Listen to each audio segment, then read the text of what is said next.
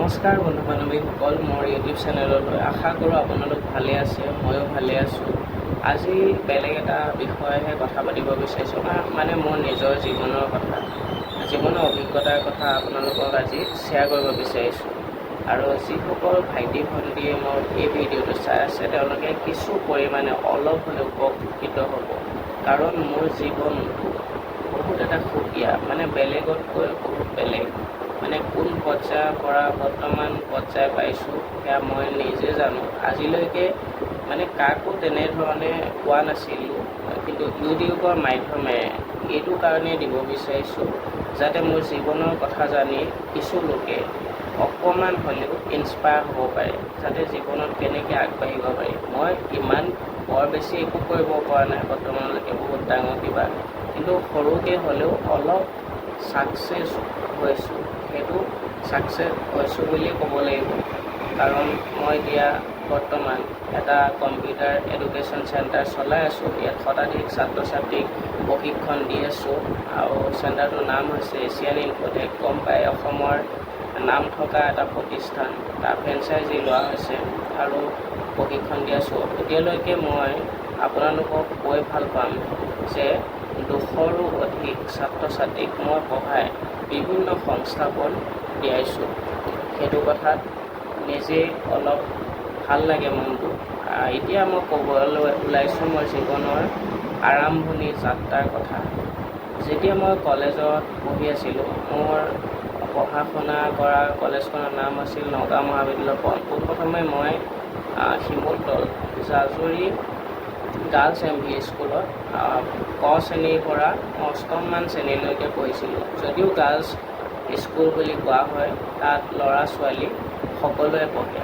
সেইটো কথাক লৈ কিছুমানে অলপ খুৰাক জন্মে, মানে কয় আৰু হাঁহে গাৰ্লছ কলেজত পঢ়িছোঁ বুলি, গাৰ্লছ স্কুলত পঢ়িছোঁ বুলি, কিন্তু সেইটোৱে কি ক'ব আৰু জীৱনৰ কথা। তাৰপিছত মই যেতিয়া অষ্টমমান শ্ৰেণী পাছ কৰিছোঁ, তেতিয়া মই জাজুৰী যিখন PMC জাজুৰী হায়াৰ ছেকেণ্ডেৰী স্কুল, তাৰ পৰা মই নৱম আৰু দশম শ্ৰেণী পাছ কৰিছোঁ।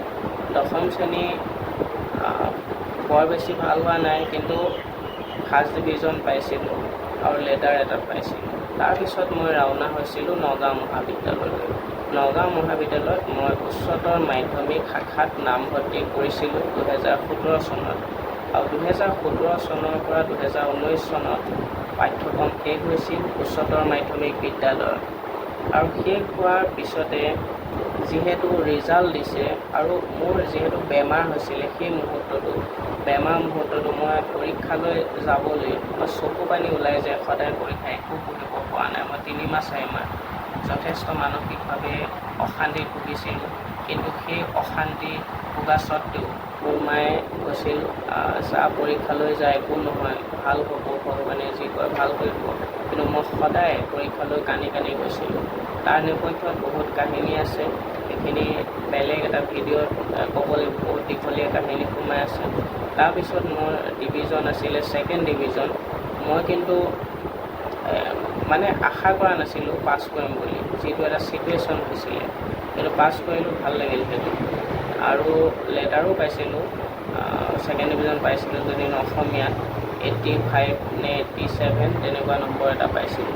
গতিকে ক'ব লাগিব যথেষ্ট বেয়া দিন আছিলে সেই সময়ত। তাৰপিছত যেতিয়া মহাবিদ্যালয়ত নামভৰ্তি প্ৰক্ৰিয়া আৰম্ভ হ'ব স্নাতকৰ কাৰণে, তেতিয়া মোৰ দুশ্চিন্তা আহিছিল যে মই ছিট পাম নে নাপাম। ছিট নাপালে মোৰ লাজৰ কথা হ'ব। বেলেগ এখন কলেজত মই যাব নিবিচাৰোঁ, কাৰণ নগাঁও মহাবিদ্যালয়ত এবাৰ পঢ়াৰ পিছত যি এটা বাতাবৰণ পায়, সেই বাতাবৰণ আন মহাবিদ্যালয়ত মই নাপাওঁ, সেইটো সহজে অনুমেয় হয়। সেইকাৰণে মই কোনো কলেজৰ পৰা এখনো ফৰ্ম অনা নাই। মই নগাঁও মহাবিদ্যালয়ত ফৰ্ম পূৰণ কৰিছোঁ, যাতে যিকোনো এটা ছাবজেক্ট মোৰ পালেই হ'ল সেই সময়ত। কিন্তু বিশেষকৈ মই ৰাজনৈতিক বিজ্ঞান যিটো ডিপাৰ্টমেণ্ট আছে, সঁচাকৈ হায়াৰ ছেকেণ্ডেৰী ছাৰসকলে বহুত ধুনীয়াকৈ পঢ়াইছিলে, ল'বলৈ ইচ্ছা আছিলে পলিটিকেল ছায়েন্সত মেজৰ, কিন্তু দুৰ্ভাগ্যবশতঃ সেই ছাবজেক্টটো পোৱা নগ'ল। আৰু সেই যেতিয়া ষ্টেজত মাতিছিলে তেতিয়া মই গৈছিলোঁ। তাৰপিছত যেতিয়া ক'লে যে পলিটিকেল ছায়েন্সত নাপাবা, মনটো সেমেকি পৰিল।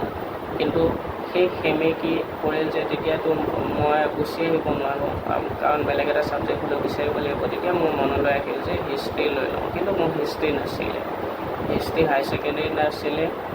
কিন্তু আপোনালোকে জানে মেট্ৰিকত যিহেতু পাৰ্ট থাকে, অলপ বস্তু থাকে, কিন্তু স্নাতক পৰ্যায়ত বহুত পঢ়িব লগা হৈ যায়। গতিকে উপায় নাই, উপায়বিহীনভাৱে মই হিষ্ট্ৰী ল'বলৈ বাধ্য হ'লোঁ। হিষ্ট্ৰী লৈ পঢ়িলোঁ। প্ৰথম ছেমিষ্টাৰত মোৰ মাথাৰ ওপৰি যায় পঢ়া শুনা কৰা বস্তুবিলাক, যি পঢ়ায়, যিহেতু তাৰ লগত মোৰ সম্বন্ধই নাছিলে, নতুন এটা বিষয়। আৰু তেনেকৈ অধ্যয়ন কৰি প্ৰথম ছেমিষ্টাৰটো অতিক্ৰম কৰিলে। প্ৰথম ছেমিষ্টাৰ পৰীক্ষা হওঁতে মোৰ চিন্তা হৈছিলে যে মই ফেইল কৰিম নেকি, কিন্তু ভাল হ'ল আৰু ৰিজাল্ট। তাৰপিছত এনেকৈ পাৰ হৈ স্নাতক পৰ্যায় ওলালোঁ।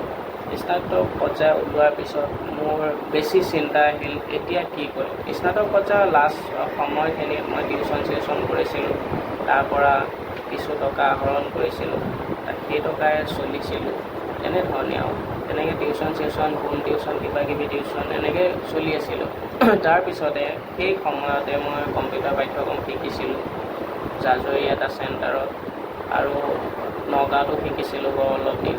তাৰপিছত তেনেকৈ তাতো শিকাইছিলোঁ এবছৰ। তাৰপিছত দলংঘাটত গৈছিলোঁ, দলংঘাটত এটা চেণ্টাৰ খুলি তাতো শিকাইছিলোঁ এবছৰ। তাৰপিছতহে মই মোৰ জীৱনত পোনপ্ৰথমবাৰৰ বাবে এজন বন্ধু লগ পালোঁ, আৰু সেই বন্ধু আগৰ পৰাই চিনাকি, কিন্তু সেই দুইজন মিলাই একেলগে এই চেণ্টাৰটো খুলিছোঁ।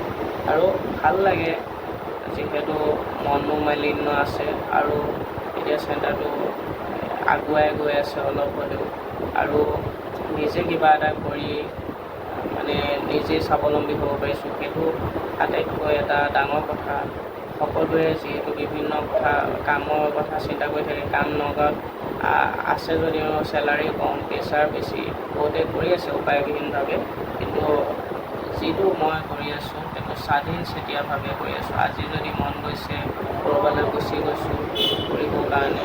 আৰু চেণ্টাৰটো খোলাৰ পিছত যথেষ্ট বিজি হৈছোঁ, কিন্তু বিজি হওঁতে মোৰ মনৰ চেতনাবিলাক সলনি হৈছে, কাৰণ আগতে যি চেতনা আছিলে সেই চেতনা এতিয়া যেন পৃথক, আৰু সেইখিনিয়ে যথেষ্ট সহায় কৰিছে। কাৰণ নিগেটিভ যিটো ইম্পেক্ট পেলাইছিলে এটা সময়ত, সেই নিগেটিভ ইম্পেক্টটো নাছিল, এতিয়া বৰ্তমান নাই। আৰু মোৰ যি মা দেউতাৰ কথা, সেই মা দেউতাৰ কথা ক'ব লাগিব। মায়ে যথেষ্ট মানে কষ্ট কৰিছিলে মোক লৈ, যে নগাঁও মহাবিদ্যালয়ত পঢ়াই আনিব। মোৰ মাষ্টাৰ্ছো শেষ হ'ল নগাঁও মহাবিদ্যালয়তে, সেই মাষ্টাৰ্ছলৈকে কৰিলোঁ। এতিয়া যিহেতু চাকৰি বাকৰি চিন্তা চৰ্চা কৰি আছোঁ, হোৱা নাই সহজে, যিহেতু হোৱা নাযায়, পঢ়া শুনা অধ্যয়ন লাগিব, গতিকে কৰি আছোঁ, সময় দেখিব কি হয়। কিন্তু মায়ে যথেষ্ট কষ্ট কৰিছিল। দেউতাৰে তেনেকুৱা কাম নকৰে, ফাৰ্ম এখনত কাম কৰে, তেনেকৈ দিন হাজিৰা টাইপৰ কাম কৰি চলে। আৰু আমাক যিহেতু এদিনো লকডাউনত লগ পোৱা নাই দেউতাই, সেইটো ক'ব লাগিব। গতিকে সেই কথাৰ ফালৰ পৰা আমাৰ অভাৱ হোৱা নাছিলে, কিন্তু মহাবিদ্যালয়লৈ অহা যোৱা কৰাত সমস্যাও হোৱা নাই বাৰু, ভাড়াটো পাই মিলি থাকে। আৰু মই লাষ্ট সময়খিনিৰ পৰা যিহেতু গম পালোঁ যে পইচা ঘটিব লাগিব, পইচা ঘটিলেহে মই পঢ়িব পাৰিম।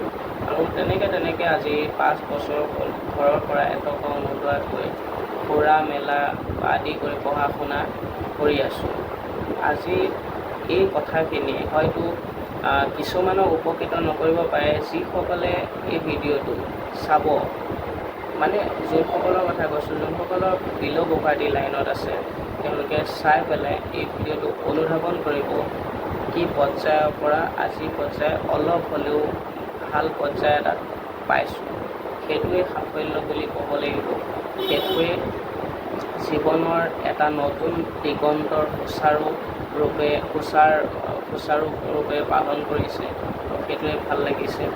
আগন্তুক সময়ত কি হয় নাজানো, সময় দেখিব, কিন্তু নিজৰ কামতো ৰাখিম, নিজৰ কামত বাহাল ৰাখি আনৰ জীৱন যাতে সুমধুৰ কৰিব পাৰোঁ, তাৰো যাতে আগন্তুক সময়ত চিন্তা চৰ্চা কৰিব পাৰোঁ, যাতে নিজে সুচল হৈ আনক সহায় কৰিব পাৰোঁ, তাৰ এটা সপোন আছে।